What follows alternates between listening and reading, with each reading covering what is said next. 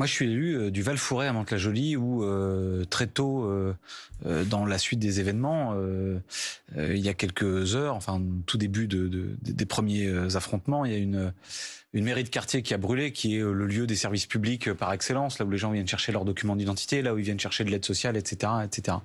Moi, je suis responsable politique, donc mon rôle, il n'est pas simplement de m'émouvoir devant des images et de constater les choses. Il est de chercher à comprendre comment des jeunes viennent à détruire ce qui est leur cadre de vie, ce qui est leur propre intérêt, ce qui est leur environnement. C'est qu'il y a un sentiment de révolte, c'est qu'il y a une révolte aujourd'hui qui est profonde et que on pouvait prévoir. Moi, je veux bien les slogans sur le calme, etc. Moi aussi, j'appelle au calme. Évidemment, j'appelle à la prudence, et y compris ces gamins, parce que moi, j'en ai vu. J'étais hier sur la dalle du Val-Fouret, des gamins qui n'ont pas connu 2005 et qui en parlent, qui sont inquiets. Mais tout ça était prévisible. Ça fait des années qu'un certain nombre d'acteurs des quartiers populaires, associatifs, d'élus alertent sur les violences policières. À Mantes-la-Jolie, dans ma circonscription, il y a 5 ans, 6 ans maintenant, il y a 150 gamins qui ont été plaqués les mains sur la tête avec un policier qui les a filmés et qui a dit « Voilà une classe qui se tient sage ». Qu'est-ce qui s'est passé depuis? Rien du tout. Il y a des affaires comme celle qui s'est passée avec le jeune Noël.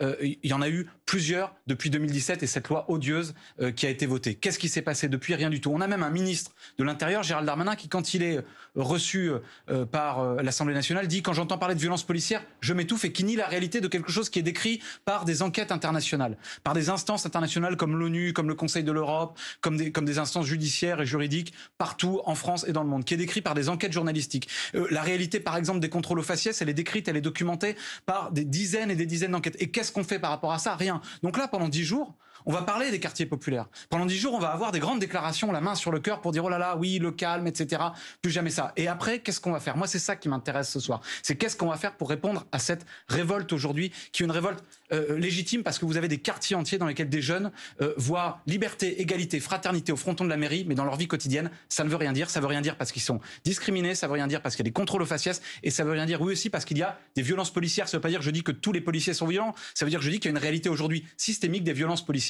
La preuve avec ce qui s'est passé à Nanterre. Rost. La police républicaine, elle a un chef qui est le ministre de l'Intérieur, qui est sous l'autorité du président de la République et qu'elle répond à des règles. Oui. Et donc moi, je ne peux pas accepter qu'on reconnaisse comme si c'était tout à fait naturel, qu'il est normal, qu'il y ait une portion, après on peut définir est-ce qu'elle est importante, est-ce qu'elle est faible, est-ce qu'elle est forte, de policiers qui ne respectent pas les règles républicaines. Ce n'est pas ce que je dis. Et donc madame, moi j'assume, oui, je parle de violence policière. Oui, et je parle de violence policière comme les Nations Unies en parlent, comme le Conseil de l'Europe en parle, comme la défenseur des droits en parle, la défenseur des droits qui a été nommée d'ailleurs par Emmanuel Macron, comme des sociologues en parlent, comme des enquêtes journalistiques en parlent, bref, comme tous ceux qui sont un tant soit peu soucieux de reconnaître la réalité des choses et du vécu de nos concitoyens en parlent. Bah oui. Une démocratie adulte, elle doit être capable de poser sur la table la question des violences policières. Pourquoi? Pas parce que les policiers sont intrinsèquement plus violents que d'autres, c'est parce qu'il y a un problème de formation, c'est parce qu'il y a un problème de règles. Et donc quand on parle de violences policières, c'est ça justement. C'est au contraire pour protéger d'ailleurs l'essentiel des policiers qui font bien leur travail qu'il faut parler de violences policières, parce qu'il y a un problème aujourd'hui dans la doctrine de maintien de l'ordre. Encore une fois, c'est pas moi qui le dis. La presse allemande dit aujourd'hui la police française, elle est structurée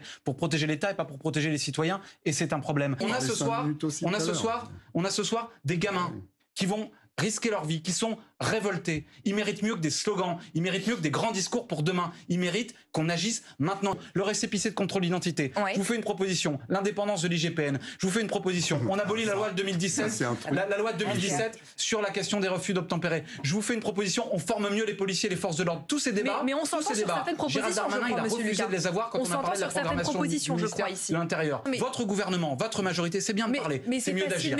Votre gouvernement, votre majorité a refusé toutes ces mesures et toutes ces propositions. Ce que vous dites, c'est que ça suffit.